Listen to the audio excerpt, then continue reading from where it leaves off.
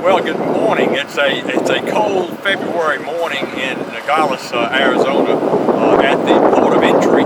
This happens to be the Mariposa port of entry, Mexico.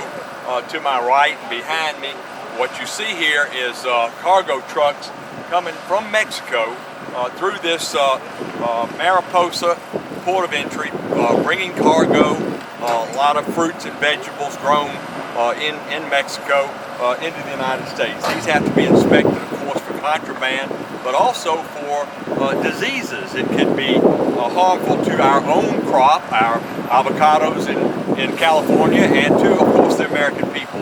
So the job here at this crossing point is not just pedestrian traffic and automobiles crossing from our southern border from Mexico into the United States, but also a tremendous amount of cargo. And you see this line of 18-wheelers, a pretty long queue right now, but it's fairly early in the morning.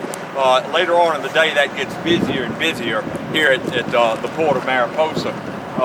These men and women that work for us, Customs Border Protection agents that do these inspections, do a tremendous job.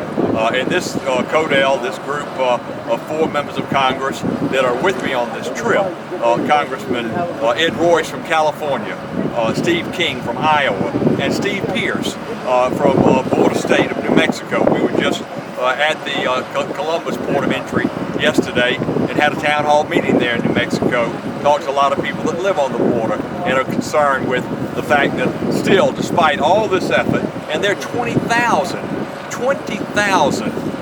agents that work for either the Border Patrol or Customs and Border Protection here at the ports of entry. Even with that, there's still far too many illegal immigrants that come into the country.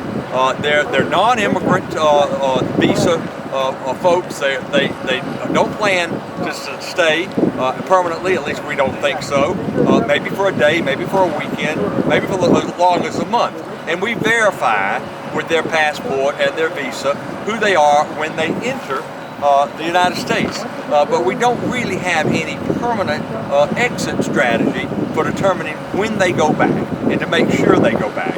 And part of our problem with the 11 million illegal immigrants in the United States is the fact that many of them are non-immigrant visa overstays. They may be somebody who's come in on a visa waiver program.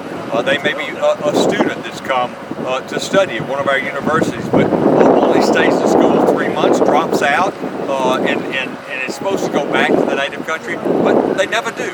So there may be as many as 4 million of those in our country, those visa overstays. So the job is a tremendous job. The men and women of the Customs Border Protection, Border Patrol are doing a great job, but they need more resources, and that's part of the purpose of this trip, to try to find out what their needs are, what the needs are of the local people that live here on our side of the border. So we'll keep you posted as the trip goes on. It's great to bring this report back to my constituents and to the American people.